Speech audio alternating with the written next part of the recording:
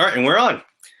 So, hey guys, I've been waiting a long time to do this. It's been much delayed because many of you know my whole family caught the flu, and it lasted 2 weeks or so. And we're actually still dealing with some of the the lingering symptoms. You might be able to hear it. I'm still a little congested, but feel well enough to hit back on it.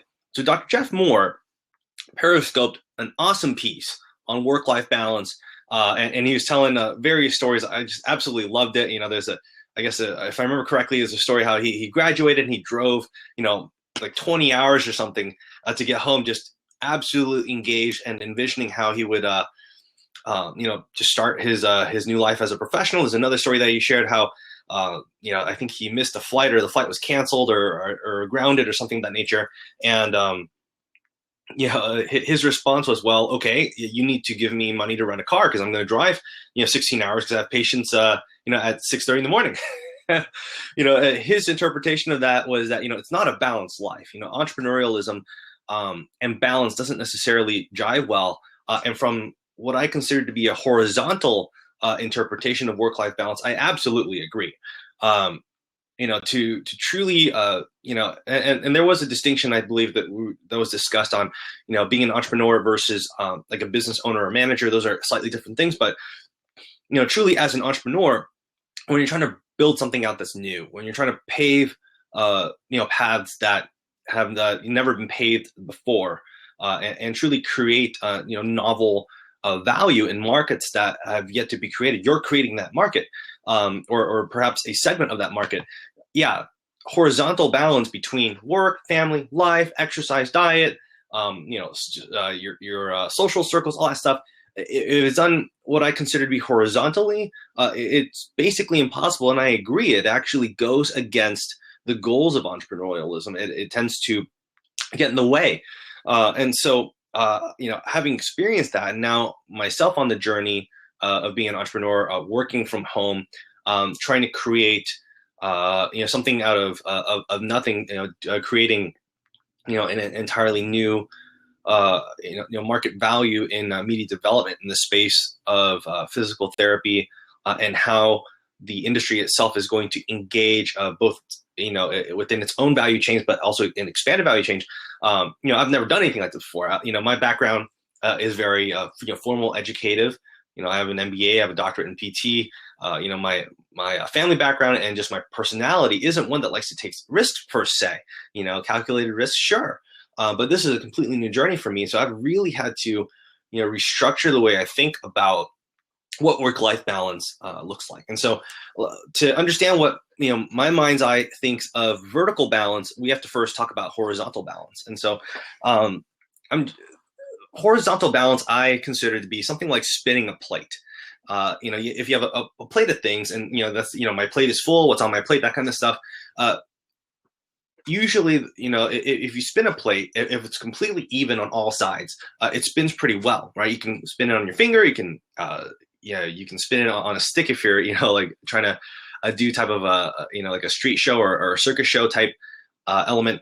And so long as every edge of that plate is even and it's circular, you're fine. But then as your plate gets fuller and fuller, you start stacking, on a plate. I'll just use, say this coaster, right? If you stack on a coaster, if family's over here and it occupies this much, and then work is over here and occupies that much, and then, exercise and being healthy, and then, your friends are over here, right? It starts to get wobbly because this might weigh more than that. This might weigh more than that. Sometimes they shift around, right? Because as you're spinning things tend to slide and shift. And that's what I consider to be horizontal work-life balance, is where I have to make sure everything's even, or I need to make sure I spend enough time over here. I need to dedicate enough time over here. I need to make sure my finances are balanced over here. And it becomes a very tit for tat, very two-dimensional situation where, Joe, balance is pretty hard. Balance is hard. And, I've tried that. Probably my first real experience with just complete imbalance was when I was in the middle of my MBA program. I took a promotion to be a director of rehab, and not having managed that particular business model before. It was a complete crash course, and I had to keep up with that. My wife was pregnant. In the middle of all that, we had our son, and so I was trying to balance out marriage, becoming a dad, a completely new job, a completely new management experience, and a completely new business model that I had to learn from scratch, while also going to school and finishing an MBA. And it was insane. It is hard. And so what ended up happening was because I was doing it horizontally, right? Because I was like, okay, here's my plate. It's spinning. I need to make sure it's balanced. It's wobbling, right? This is getting heavy because of a baby. That's getting heavy because, my marriage is suffering because my wife is awesome, but I still need to spend quality time with her. And then, we're all work is here and the school and everything's shifting around. When you have this and it's wobbling like that, eventually things get out of control, right? Anybody that's experienced speed wobbles, whether it's snowboarding or skateboarding or wakeboarding or any type of a balanced skiing, you can get it. Biking sometimes, whatever it is, right? Speed wobbles. After a while, you can never ever recover, right? You will fall, right? You will lose balance. Everything comes crashing down. Your plate, hits the ground. Things fly everywhere, and that's what happened for me. And I came to the point where I was like, look, work is work. At least at the time, right? That opportunity. It was wonderful, right? I had a great boss. It was a great opportunity. It was a strong financial company. And as much as I valued that, I valued my son more and I valued my marriage more. And I also only had so much time to complete the MBA program. And, I can get another management job later down the road, but I have a small window of time to finish the MBA program. And so when all push came to shove, the thing that I had to, lose balance thereof was the job. And so we finished all that. And, I quit that job and I, took a couple of roundabout ways, finally finished the MBA, and then came across this entrepreneurial situation. And, I promised myself I would never try to balance my life out like that again. I would never try to fit everything on a plate and keep it spinning. Because I think ultimately something gives. You have to take something off your plate when you're balancing stuff horizontally, right? Because your plate is only so big. You only have so many hours of the day. So I started reconceptualizing work-life balance and just life balance in general. And I realized I was doing it wrong. Now, the way people, way we all personally balance our lives, it's up to us, right? It's your life. I can't tell you what to do. I can only tell you what I've experienced and what I've seen in the experience of others and what I feel, in my subjective judgment works or doesn't work well. And for me, horizontal balance personally doesn't work well. And in the entrepreneurial, journey, when you may have nothing to do tomorrow at all because you're waiting on something, right, to happen, or you're waiting for that business call, like you have nothing to do, you're going insane. Or it could be that today you have 40 hours of work to do in 8. What do you do, right? Those are all very normal experiences on the entrepreneurial journey. And, you may be of the kind where, you have, daily 40 hours of work to do. And that's just how you do. So as I thought about it, I was thinking, there has to be a way. And it doesn't have to be a situation of something has to give. You simply have to value things a little differently. And you need to, you have to organize it differently. The plate way of organizing things, no matter how you do it, when you mix it with entrepreneurialism, doesn't seem to work, right? Like it's always something has to be sacrificed, right? Something has to give out. And so, the more I thought about it, the more I thought, wow, this two-dimensional way doesn't work, right? This wobbly spinning plate thing doesn't work. And stacking a bunch of stuff here is always going to imbalance something over here, which is going to imbalance something over here. It's going to wobble more. And the more I thought about it, the more I realized that at least for those of you that can identify with me, we're doing it the wrong way, at least this way. Now, this might work very well if you don't want to be an entrepreneur, right? Like you don't like the risk, you don't like you feel that the novel space is scary, and that's okay. I still think it's scary. It's just the choice that I'm making. The way I realized to do this is vertically. Now, let me explain that. On Twitter, and when again weeks ago, Dr.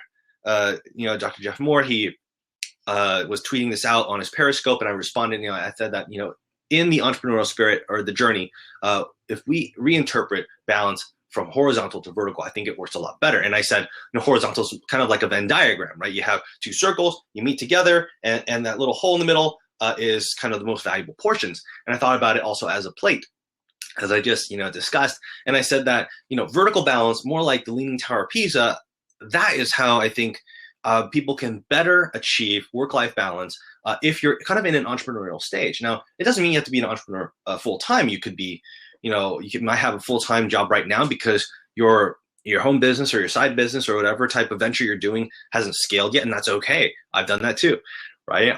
Making the jump to full-time business for yourself can be very, very scary, and it should be. That means you're doing something right.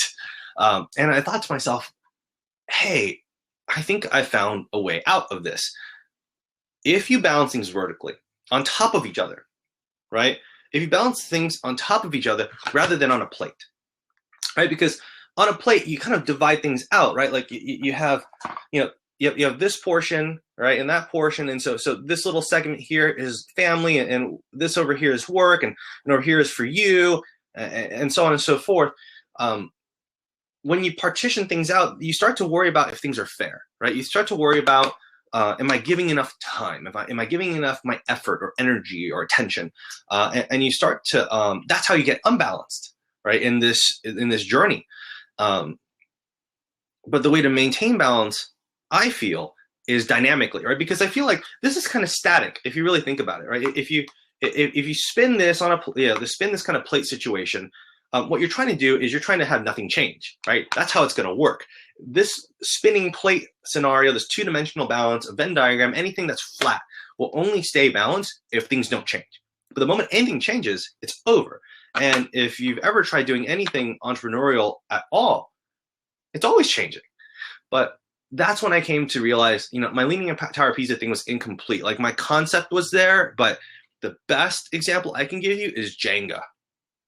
Right, Jenga is that game where you have stacks and blocks, and you start, you start building, you start taking stuff out, you stack it onto the other one, you take that out, you stack it on the other one, you take it out, stack to the other one, and that is how Jenga is played. And then when it ultimately falls, that person loses or something like that. It depends on how you play it.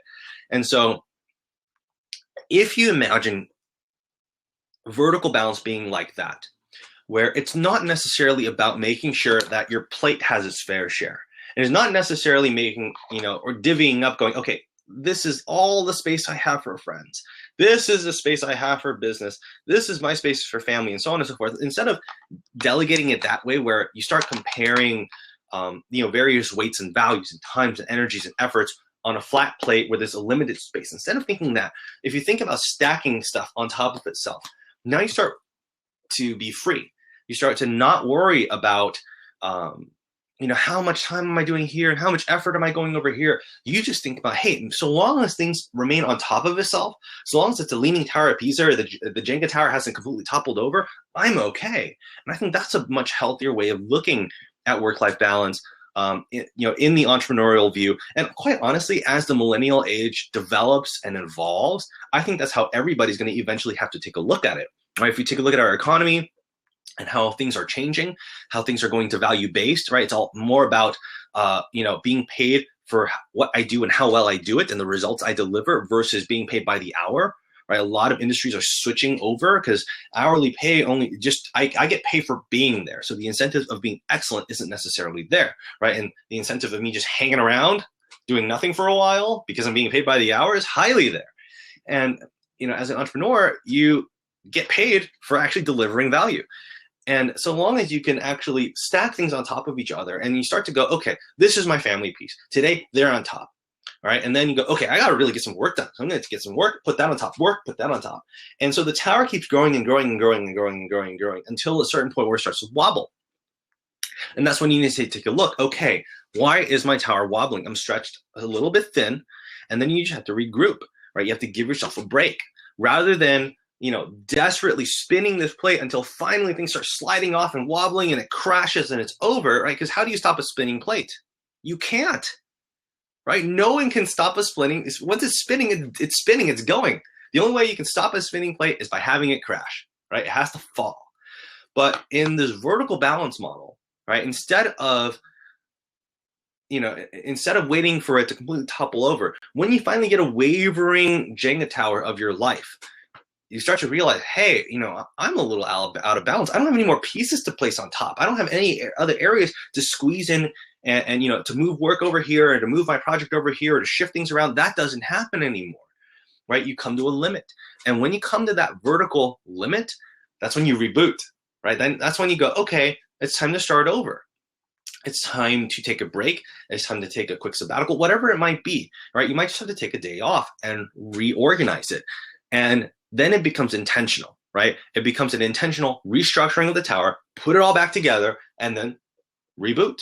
Versus the plate, right? If you have the plate and it's spinning, you can't necessarily intentionally let it drop, right? Because then everything gets all messed up. Everything is completely in disarray. It's spilled all over the place. But with vertical balance, it empowers you to say, okay, I have, say, 5 blocks that I can dedicate to something right now. Maybe it's 5 blocks to your daily health, to your exercise. And you have 10 blocks for your family, and you have, say, 40 blocks for your work. Now, that might sound unbalanced by the numbers, right? Because if you're thinking about this model, well, that's not fair because only 5 blocks here and 40 blocks for work and families over here. That's not fair because the space it takes up. But in a vertical balance situation, what you want to make sure you do is that you do 5 out of 5 of keeping yourself healthy. You do 10 out of 10 of keeping your family healthy. You do 40 out of 40 for keeping your work healthy, right? You keep another 10 out of 10, say, to keeping your social circles healthy. And so long as you're 10 out of 10, you're 5 out of 5, you're 40 out of 40, or what have you, for all the various elements that you're trying to balance within your Jenga tower, you're on top. That's vertical balance. It's making sure that you have full use and full force and full engagement in the various blocks that comprise the balance of your work/life. And that, to me, is vertical balance. It's not necessarily making sure everybody has the same amount of time and effort, because that's never going to exist. It's just, it doesn't happen that way in these scenarios. But you can absolutely make sure that when you're with your family, you are 100% there. When you're at work, you're 100% there. When you're with your friends, you're 100% there. When you're taking care of yourself, you're eating healthy, you're hitting up the gym, taking a run, or if you're like me, right, you go to your martial arts academy and you're rolling on the mat, you're 100% there. When you have that kind of focus, when you're free, when you freed yourself to not think two-dimensionally, think on a flat structure and having to, like, very, very meticulously, draw out where your boundaries are and that kind of stuff. When you don't have that kind of work-life boundary and those type of issues, you don't have this type of work-life balance problem. You don't have the wobble. You don't have the spinning plate. You don't have parts of the plate and what you stacked on your plate flying off, and you don't have the plate completely falling down. What you have is a tower that you're building higher and higher towards better levels of excellence, until you realize that there may be a limit. And if that limit comes, you intentionally reorganize and you keep going, right? It's kind of like a patching an app, right? When you've come to the limit of version 1.0, you repatch your app, you get 1.1, and so on and so forth until you come to that next level product, till patches don't matter, and now you have a completely new model, a completely better app that disrupts the system and makes things better. So that's kind of my concept of vertical balance, and I think this is really going to apply for a lot of millennials and even Gen Xers out there in even the next 5 years or so, when we're going to see certain types of industries, they're not going to pay the same way that they used to, because they're not getting paid the same way that they're used to. So the whole leave work at work and that kind of stuff is going to change. Like, there's still going to be boundaries of professionalism, but I think we're going to see that just as financiers tell us, hey, you need to diversify your portfolio. I think that we're going to see a diversification of income streams, and we're going to see a diversification of work and life. And it's not going to be what we were taught or we were told or we've heard or grew up thinking and knowing. The experiences of our just our seniors, per se, say our parents or our older siblings or their parents or uncles, or have your cousins, friends that we know that are, say, 10, 20 years older than us. That experience and the stories that they've passed on is going to be different for us. And I think that, keeping this under your hat and just kind of melding on vertical balance is going to help you out a lot. It's going to help the way you see your career path unfold. Even if you choose not to be an entrepreneur, I think in a certain respect, as the millennial age evolves, everybody's going to be an entrepreneur in some way, right? And we're seeing that develop. Like, just, my background's in physical therapy, and I'm very active, in just the social media forays, and just have an active voice in that space and in that culture, and so many more so than ever before. Doctor of physical therapy students, even PT assistants that are active right now in the field. So many people, this is not working anymore, right? This balance isn't working. I need to do something different. I need to add something, take away something, change something, what have you. And I think that if you take a look at vertical balance as the new way that you approach what is considered kind of a two-dimensional work-life balance, and you see and make sure that your tower is whole. It's okay to shift things around. Shifting is good. Change is good, because change means progress, right? If you're not changing, then you're not growing. And if you're not growing, then you're regressing. So long as things are dynamically moving and you're moving up, and so long as you're using all your pieces, right? 100% of family, 100% of healthy living, 100% of exercise, 100% of work, 100%, sorry, I just got all excited. I bonked the microphone over here. 100% of everything that you do and everything that comprises your life is being used in that vertical tower, then you're growing. Then you're becoming a better, more empowered, more informed, more effective individual in everything that you do. And that's your balance. It doesn't mean that you have to have an even splice of, okay, I need 10 blocks for family, 10 for this, 10 for that. Everything has to be 10 and equal and whatnot. That's not, that type of being equal exists here. And that day is done. The flat, two-dimensional balance is done.